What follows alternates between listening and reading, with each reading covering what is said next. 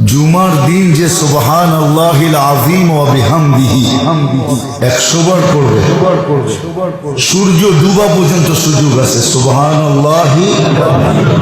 সুবহানাল্লাহিল আযীম ওয়া বিহামদিহি, সুবহানাল্লাহিল আযীম মনে থাকবো,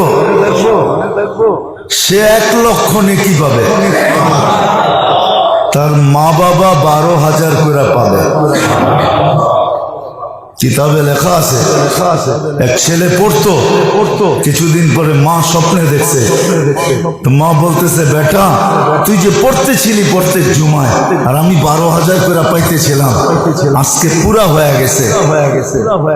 এই জন্য আল্লাহ আমাকে আযাব থেকে খালাসি দিয়ে দিয়েছে।